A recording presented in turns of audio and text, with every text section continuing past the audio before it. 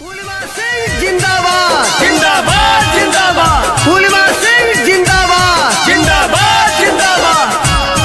अरे सुना था हो मारुति पापा, अब हम प्रधान हो गइल बानी हो। तो काव करी देखत ना कि हमारे नाव के नारा चारों ओर लागत बा। सुना सुनावा।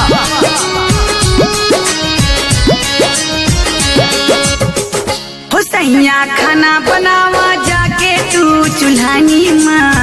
हे मारुति पापा सुना का उधर देखत हो सैया खाना बनावा जाके तू चूल्हानी माँ। टाइम न बापर धनी में ना हो सैया खाना बनावा जाके तू चूल्हानी माँ। टाइम न बापर धनी में ना। अरे अब यह दिन बाकी है ये दादा देखे के आहिरी बाप।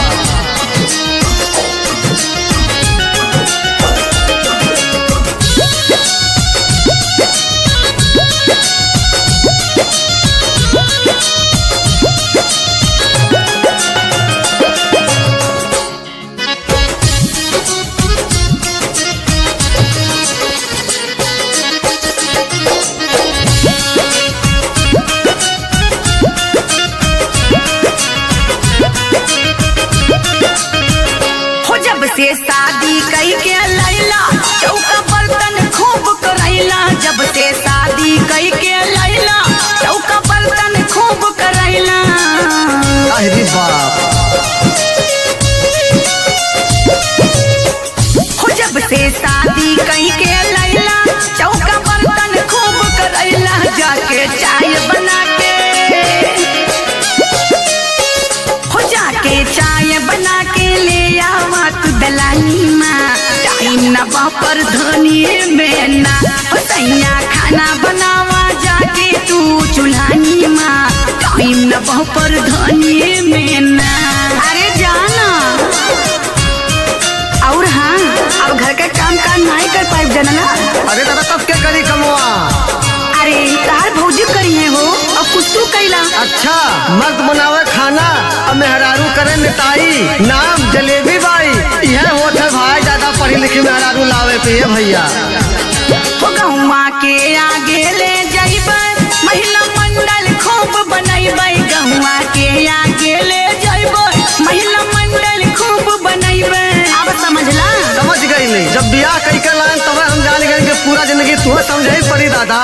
हो गौवा के आगे ले जाइबे महिला मंडल खूब बनैबे। अब तो रहबे हम तो अरे सुनबा तो हो अब तो रहबे हम तो हरदम यही पिलानी माँ। टाइम न बापर धनी में ना हो सैया खाना बनावा जाके तू चूल्हानी माँ। टाइम न बापर धनी में ना।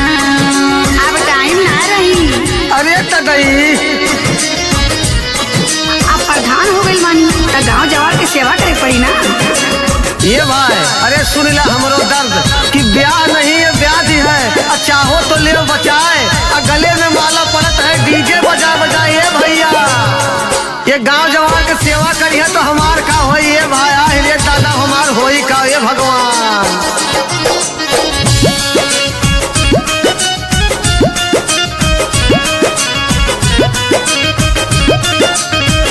हो जब से शादी कही के लैला ABCD खूब पढ़ैला। जब से शादी कही के लैला ABCD खूब पढ़ैला।